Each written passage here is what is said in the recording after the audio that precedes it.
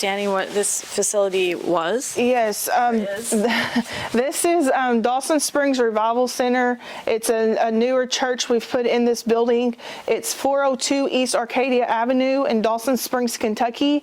It is the old dollar store building right next to Woodburn's Pharmacy and Food Giant. And so could you explain what's around you there? That it looks like you're operating as a shelter, and we saw a sign outside of the building. Yes, we are, like I said, we're a church, and our town's been devastated, so we decided to just come down here and stay down here. We've gotten word out. We've had donation after donation with water, food. We've got stuff, places for people to sleep. We're starting to get some toiletries in here. We're just trying to do what God's called us to do, and that's be the outreach to our community. Can you explain how devastated Dawson Springs has been? Dawson has there's no words for the devastation of it. I mean, people's lost homes, people's lost their children, people's lost families. I mean, I just don't even know the words to explain it. It's devastating. So we read today, one reason we came here is the governor had said that there are 8 pages single-spaced of missing people in Dawson Springs. Have you heard that number, or what have you heard about the missing people and the searches for them? Yeah, yesterday and today they've had search crews in. They've even brought the dogs in to help search. The last count that we heard was 12 people found that were gone, and over 100 people that were missing. But I just got information that the death count has officially went up. So, do you know what it went up to? What did it go up to? I don't. It was close to 15. So close to 15 now as the death count, and still over 100 people missing.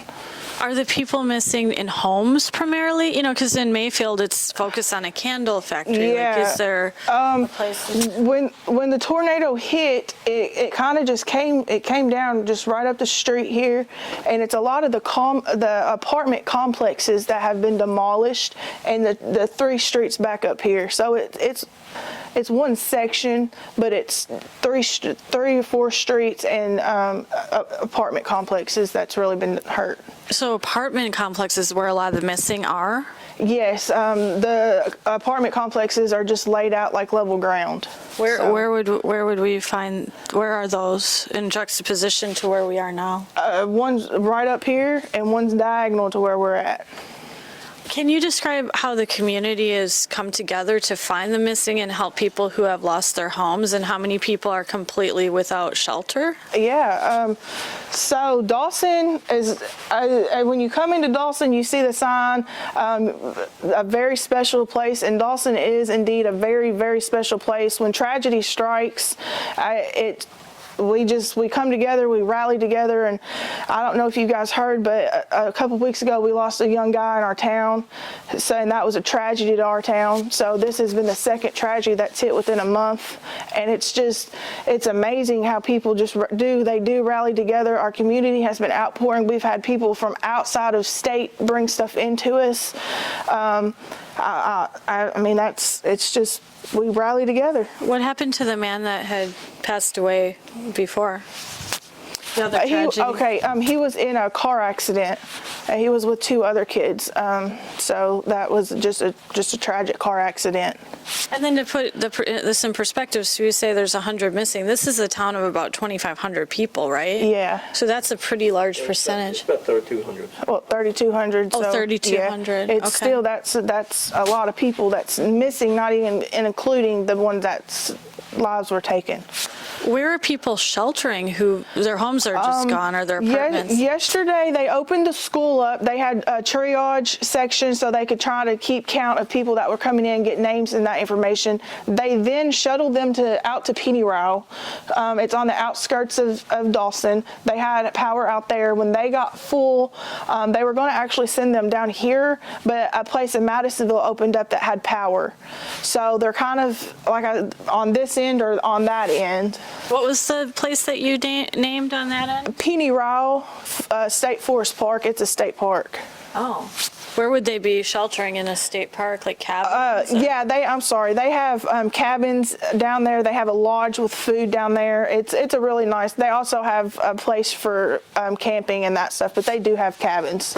Do you feel like Dawson Springs its devastation's being a little bit overlooked by the national media in comparison to Mayfield? And of course, taking nothing away from Mayfield, we were there and it's horrific. Yes. But do you feel? I do. Yeah. I feel like we are a small town, so it's easy to overlook, and we have been overlooked. As a town, I think I could speak for our town, and that we do send our prayers and our love to Mayfield. But I mean, Dawson's still here, and we still do need the outreach, and we still do need help. What would help your community most? If people are watching this or reading this, like, what could they do? Like, what do you guys need the most? Right now, we need non-perishable food items. That's going to be a big thing. We've already had people coming in and getting that. Clothes for people, toiletries. We need stuff like that. We do have water, but it goes pretty quick. So, I mean, and at this point, people are grateful for anything. We do just. I mean, Christmas is coming up, so I mean, you've got people that have no houses and nothing to even provide their kids for Christmas, and we want to be able to do that, but we want to be able to remind people that the real reason for Christmas is for Jesus Christ, and that the blessing that we've had, that even though we've lost so many, and we're going to continue to find people that have lost their life, but we're still blessed to be able to be alive. And so as we want to bless people with material stuff to be able to bless their kids, but this season is going to be our season to really bless people with the true meaning of Christmas. I was wondering where you were when the tornado hit and what that was like. Yeah, we were at our house on this other end of town, and our house is fine. My husband he told me, he said, get the kids and get them in the tub. So I put some blankets in the tub. I put my kids in the tub. My son is 9, my daughter is 7, just to put that in perspective. He stood out on the front porch, and all I could just hear him praying. And the louder he prayed, the tighter I grabbed my kids, because I knew it was bad. I've been in a tornado. The first tornado I was in, it sounded like a train just coming through. This was quiet on our end of town this time. So, but like I said, he was praying, and the louder he prayed, the louder my kids cried. But it was.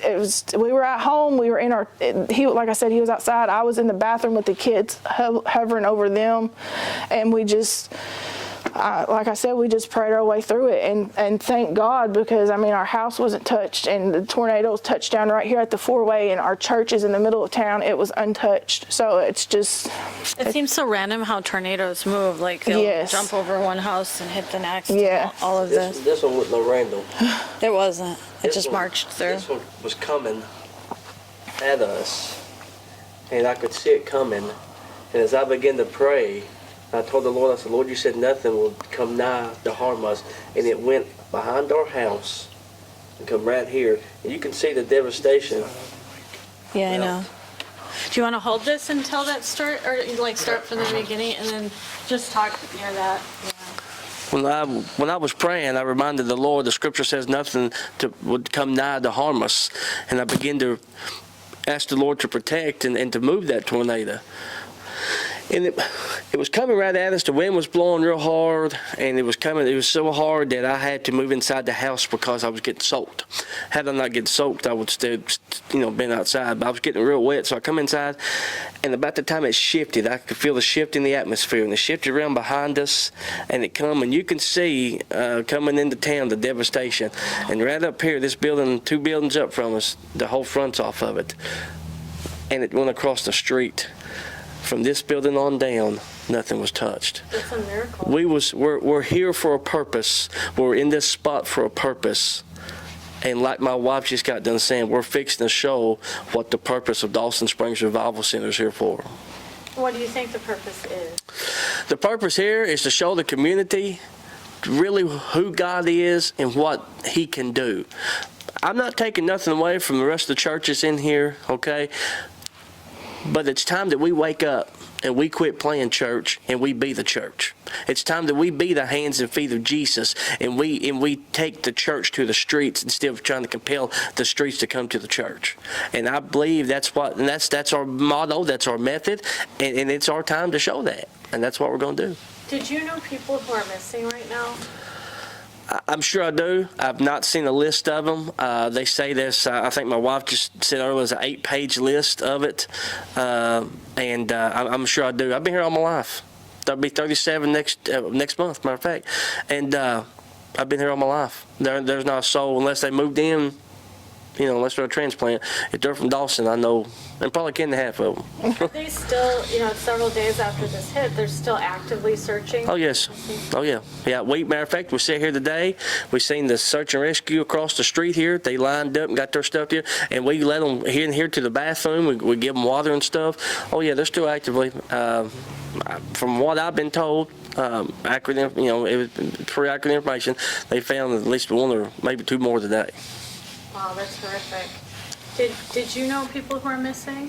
Like he just said, we don't know the names.